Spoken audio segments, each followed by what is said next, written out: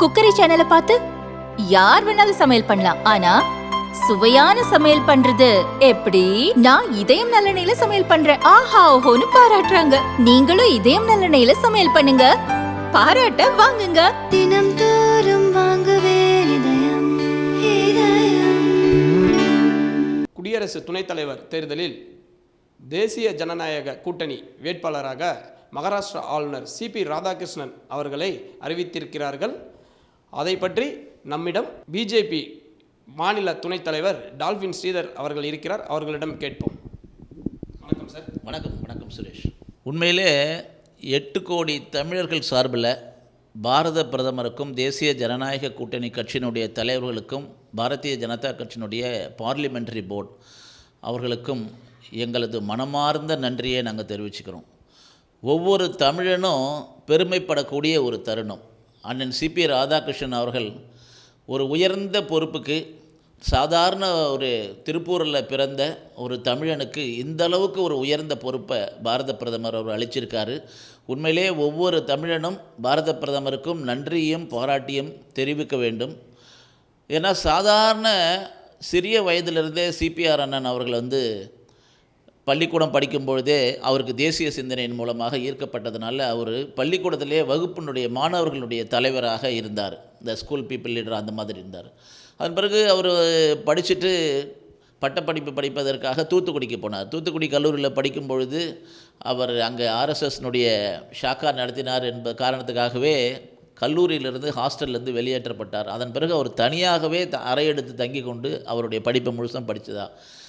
எனக்கெல்லாம் நெருங்கிய பழக்கம் உள்ளவர். கடந்த 35 ஆண்டு காலமாக நான் கட்சியில் இருக்கேன். எனக்கெல்லாம் மிக நெருங்கிய பழக்கம் உடையவர். உரிமையோடு அனைவரையுமே அன்போடு வாடா போடா என்ற அளவுக்கு பேசக்கூடியவர். எப்பொழுதுமே வாடா ஸ்ரீ எப்படி இருக்க அப்படின்னு கேட்குற அளவுக்கு ஒரு நல்ல அறிமுகம் உள்ள அண்ணன் போன்ற அவர் எனக்கு. கல்லூரி காலத்தில் கூட எந்த அளவுக்கு தேசியத்தில் அவருக்கு அக்கறை இருந்ததுன்னா, ஜனசங்கம் அந்த காலத்தில் ஜனசங்கம் துவங்கும் போது அங்கே ஒரு கொஞ்சம் பேர் தான் திருப்பூரில் இருந்திருக்காங்க. ஜனசங்கத்துக்குன்னு ஒரு 7 பேர் இருந்திருப்பாங்க. அதுக்கு ஒரு சிறிய அலுவலகம் தேவைப்பட்டது. ஆனால் அவருடைய தந்தையார் அவருக்கு கல்வி செலவுக்கும் தங்குவதற்கான செலவுக்கும் கொடுக்குற பணத்தில் பாதி பணத்தை அவர் திரும்ப திருப்பூருக்கே அனுப்பிட்டு ஜனசங்க ஊழியர்களுக்காக அவர்களுக்கு செலவுக்காகவும் அந்த அலுவலகத்துக்காக வாடகைக்காகவும் கொடுத்துருக்காருன்னு சொன்னால், எந்த அளவுக்கு சிறிய அளவில் சிறிய வயதிலே படிக்கும் பொழுதே அவருக்கு தேசியத்தின் மேலே எந்த அளவுக்கு நம்பிக்கை இருந்திருக்குது. பல உதாரணங்களை நம்மளால் சொல்ல முடியும். அது பாம் பிளாஸ்ட் சமயத்தில் அவருடைய தைரியமான செயல்பாடாகட்டும், அந்தோடு மக்களாக நின்றது. உடுமலைப்பேட்டையில் ஒரு தடவை இது மாதிரி ஒரு பிரச்சனை நடந்தப்போ நள்ளிரவு என்றும் பாராமல் அந்த இடத்துக்காக போய் அந்த உடனடியாக பாதிக்கப்பட்ட இடத்துக்கு போய் அந்த விபத்து நடந்த இடத்த உடனடியாக பார்த்தார். அது மாதிரி பல விஷயங்கள் அவரை பற்றி நினைவு கூற முடியும். மாநில தலைவராக இருந்தார், மாநில செயலாளராக இருந்தார். 2 தடவை கோயம்புத்தூர் மக்களால் பாராளுமன்ற உறுப்பினராக தேர்ந்தெடுக்கப்பட்டவர். கயிறு வாரிய தலைவர் என்ற ஒரு பொறுப்பு கொடுத்த பிறகு அந்த கயிறு வாரியம் மிகப்பெரிய அளவில் லாபத்தில் இயங்குவதற்கு வழிகாட்டினார். அந்த கயிறு வாரியத்தினுடைய ப்ராடக்ட் எல்லாம் வெளிநாடுகளுக்கு ஏற்றுமதி பண்ணுவதற்காக உலக நாடுகள்லாம் போயிட்டு அந்த டெக்னாலஜியை கொண்டு கயிறு மூலமாக பல அழகிய பொருட்களை கொண்டு உலகத்துக்கெல்லாம் எக்ஸ்போர்ட் பண்ணார், லாபகரமாக மாற்றினார். இப்படி தேசியத்துக்காக பல விஷயம். அவருடைய சிறிய வயதில் நல்ல வசதியான குடும்பத்தில் பிறந்தாலும் கூட ராமகோபாலன் அவர்கள் உங்களுக்கு தெரியும், இந்து முன்னணியுடைய நிறுவன தலைவராக இருந்தார். அவர் ஒரு விநாயகர் சதுர்த்தி விழா சமயத்தில் அவருடைய காரெல்லாம் அடித்து உடைக்கப்பட்டது. அவருக்கு சேதப்படுத்தப்பட்ட பொழுது அது கேள்விப்பட்டு அவர் பேருந்தில் பயணிக்கிறார்னு கேள்விப்பட்ட உடனே அவர் அப்போ தான் 2 நாளைக்கு முன்னாடி புதிதாக அறிமுகப்படுத்தப்பட்ட மாருதி கார் வாங்கியிருந்தார். அந்த மாருதி காரை எப்போ ராமகோபாலன் அவர்கள் பேருந்தில் பயணிக்கிறார்னு சொன்னால், நாட்டுக்காக உழைக்கிறவர் பேருந்தில் பயணிப்பதான்னு சொல்லி உடனடியாக அந்த யாருடைய இதுவும் கேட்காம அந்த காரை உடனடியாக ராமகோபாலன் அவருக்கு கொடுத்துட்டாரு. இப்படி இந்து இயக்கங்களுக்காக தேசியத்துக்காக அவர் பல ஜனதா கட்சியினுடைய அப்போ இருந்த சந்திரசேகர் போன்ற தலைவர்களோடு நெருங்கிய பழக்கத்தில் உள்ளவர். வாப்பா ராதான்னு கூப்பிட்ற அளவுக்கு சந்திரசேகர் போன்ற பெரிய தலைவர்களோடு எல்லாம் பழகி இருந்தவர். பிஜேபி சார்பில் இந்த கட்சியை வளர்த்தெடுப்பதற்காக பல யாத்திரைகளில் போனார். நமக்கெல்லாம் தெரியும்.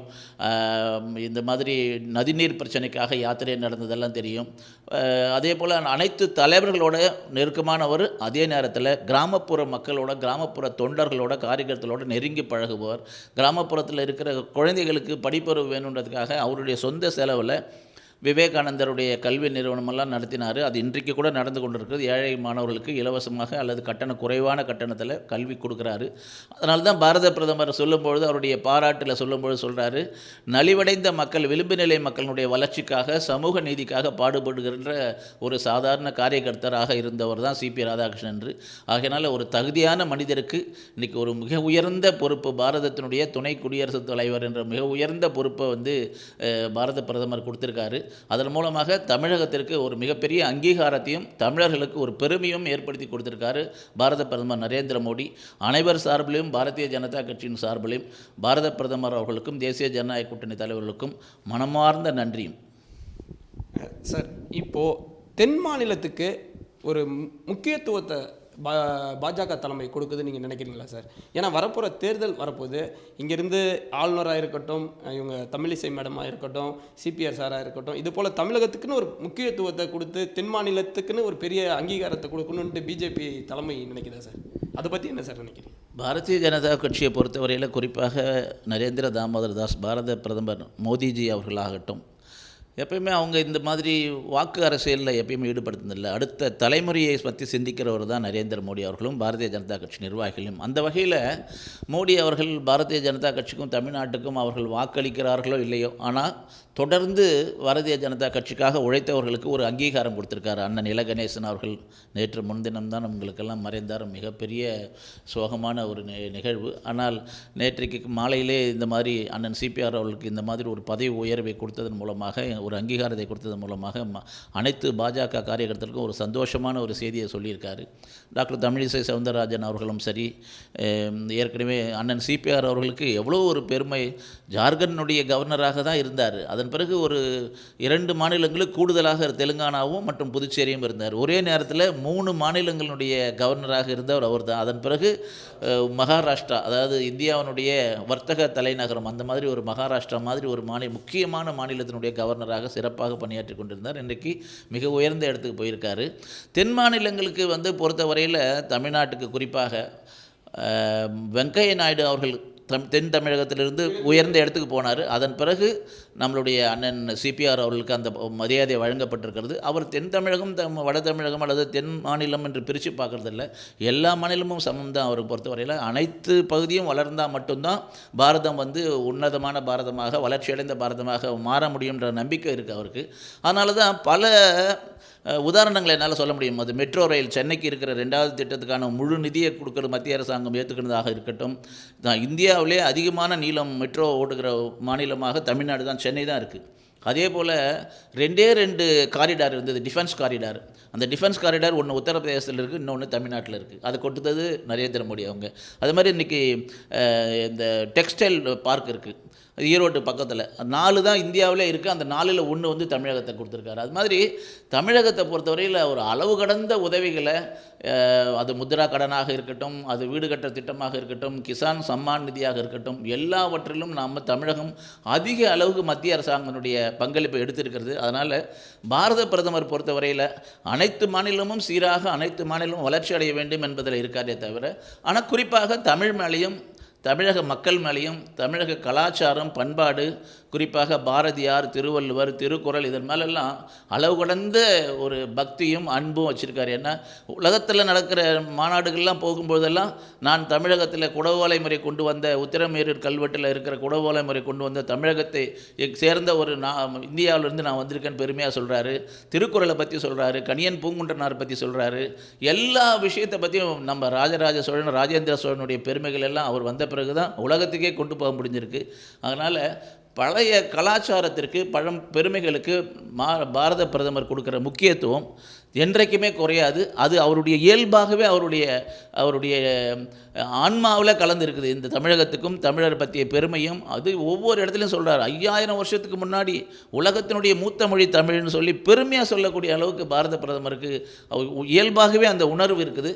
அதனால் தமிழகத்துக்கு இந்த பெருமையை அவர் கொடுத்துருக்காருன்னு நான் நினைக்கிறேன். Sir, last question sir. DMK அமைப்பு செயலாளர் RS பாரதி அவங்க ஈடிக்கும் பயப்பட மாட்டேன், மோடிக்கும் பயப்பட மாட்டேன்னு சொல்லிட்டு நேற்று ஒரு ஸ்டேட்மெண்ட் சொல்கிறாங்க சார். அதை பற்றின உங்களுடைய கருத்து என்ன சார்? RS பாரதி எது வேணாலும் பேசுவார், அதுக்கு பிறகு மன்னிப்பு கேட்பார். இதெல்லாம் நமக்கு தெரிஞ்ச விஷயந்தான். பல தடவை எல்லாரும் என்ன பட்டியலின மக்கள்லாம் நீதிபதி ஆகிறது உயர்ந்த இடத்துக்கு வர்றது நாங்கள் போட்ட பிச்சைன்னு சொல்லுவார். ஆனால் பட்டியலினத்தை சேர்ந்த ஒரு பஞ்சாயத்து போர்டு தலைவர் தரையில் உட்காந்துட்டு இருந்தால் அது வந்து சமூக நீதின்னு சொல்லி பெருமை பேத்திப்பாங்க. பட்டியலினத்தை சேர்ந்த ஒரு சட்டமன்ற உறுப்பினர் எந்த நிகழ்ச்சிக்கும் அழைக்கிறது இல்லைன்னு திமுகவில், அந்த திமுக கட்சியினுடைய சட்டமன்ற உறுப்பினர் அந்த பகுதியினுடைய மாவட்ட செயலாளர் மந்திரியை பற்றி நம்ம வந்து சமூக நீதிக்கு எதிராக அவங்க சொன்ன புகார்லாம் நம்ம கண் முன்னாடி இருக்குது. இங்கே ராணிப்பேட்டை மாவட்டத்தில் உதாரணம் இருக்குது. அதனால் ஆர்எஸ் பாரதி எத்தனை மந்திரிங்க இன்றைக்கி ஜெயில் கம்பிக்காக வந்து தண்டனை வழங்கப்பட்டு ஜாமீனில் இருக்காங்க. எத்தனை 7-8 பேருடைய மந்திரியினுடைய தலைக்கு மேலே கத்தி தொங்கிட்டு இருக்கு. எந்த நேரமும் அவர்கள்லாம் உள்ளே போக முடியும். அதனால் இவங்க யாருக்கு பயந்துன்னு அவசியம் இல்லை, மக்களுக்கு பயப்படணும். ஏன்னா இவ்வளோ கொள்ளை அடித்த பிறகும் கூட நான் தைரியமாக பேச முடியும்னு சொல்கிறாங்கன்னு சொன்னால் அவங்க மக்களை பற்றி துளியும் கவலைப்படலைன்னு அர்த்தம். மக்கள் இவங்களை பார்த்துப்பாங்க. வர இருக்கிற தேர்தலில் 2026 மக்கள் வந்து நிச்சயமாக திமுகவை எதிர்க்கட்சிக்காக கூட அந்தஸ்து கூட வருவதற்கான வாய்ப்பு இல்லை அப்படின்றது தான் இன்றைக்கி இருக்கிற யதார்த்த நிலைமை. அந்த அளவுக்கு ஆளுங்கட்சிக்கு எதிரான ஒரு ஆன்டி இன்கம்பன்சி மனநிலை இருக்குது. அது வந்து 2026 தேர்தலில் நிச்சயம் தெரியும்.